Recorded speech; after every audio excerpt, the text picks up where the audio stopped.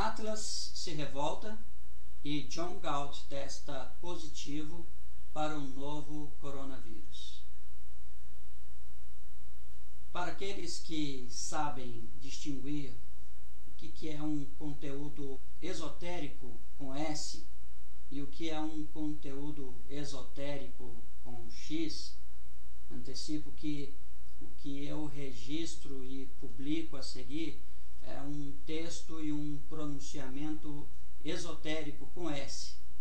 Mas fiquem todos até o final. Muitas coisas são tão claras que até surpreendem. Eu conto com uma licença poética para trocar uma América fictícia por um Brasil fictício e futuro. Eu disse futuro porque 67 anos separam a suposta ficção da provável realidade. A mente brilhante de onde brotou o alerta fora fertilizada por filosofia, por estudos, mas também por olhos que testemunharam a revolução comunista das janelas de seu quarto e por ouvidos que escutaram o lamento de seus pais ao terem sua farmácia tomada pelo governo. Tão logo lhe fora possível, ela troca sua terra natal pela terra dos sonhos. Logo, porém, descobriria que o sonho americano estava ameaçado. Mas viver de novo o pesadelo vermelho não estava em seus planos.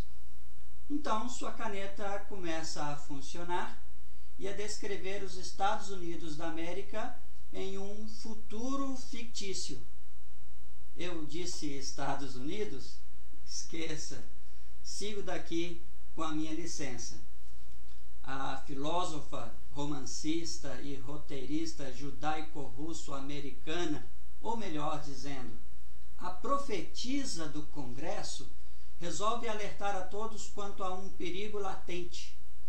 No seu Brasil de hoje, projetado há mais de 6 décadas, há inimigos invisíveis, bem disfarçados e travestidos de amizade, de bondade, de igualdade, de justiça.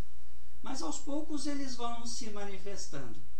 Ocupam o poder e se dedicam a achincalhar os homens de bem e a travancar quaisquer processos e medidas que possam salvar a pátria.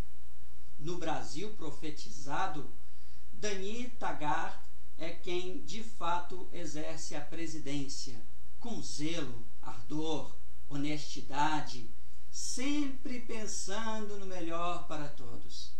Ela está ciente do perigo ao derredor e o combate corajosamente. Dany Taggart é consciente de suas limitações, pelo que ela se cerca de pessoas competentes em áreas específicas, tais como Ed Willers, no Ministério da Fazenda. A cadeia de poder profetizada está, assim, um passo à frente do Brasil atual, no ponto em que um porco inescrupuloso chamado James assume a presidência e leva todos os créditos por tudo que dá certo, mesmo sem fazer nada. James é um preguiçoso aproveitador que sabe que Dany está certa, mas se opõe a quase tudo que ela fala e faz. Seu poder advém de empresários poderosos e políticos influentes em Washington, ou digo, Brasília. Ora, James se opõe a Dany e a Ed simplesmente porque são eles. Ora, ele se opõe para favorecer os seus amiguinhos de Brasília. Ora, ele se opõe, ainda que as medidas propostas sejam boas para que a locomotiva Brasil continuasse nos trilhos, simplesmente porque tais medidas vão contra os seus ideais anticapitalistas. A profetisa russa não esconde sua ojeriza ao ver pessoas sendo atacadas não por suas falhas e vícios, mas por suas virtudes. Como um toque a mais, assim, de semelhanças ou coincidências no país profetizado, tem até um tal de Henk Herden, que quer colocar uma espécie de nióbio brasileiro no mercado, mas que encontra entraves. O nióbio da profecia só serve quando atende aos interesses de governos vermelhos. No país profetizado, um dos grandes males é a imprensa parcial comprada, a mídia manipuladora a serviço do inimigo, inimiga velada da pátria. Ela convence e atrai até pessoas de bem e os coloca a serviço de seus patronos. Na ficção, Cheryl, esposa de James, é um arquétipo de todos aqueles que se informam somente ou mormente pela mídia manipuladora. Dessa forma, ela acredita que James está sempre certo e que ele é o responsável por todos os acertos de Dany Taggart. A mídia constrói a pior imagem possível de Dany e por isso Cheryl odeia a real presidente.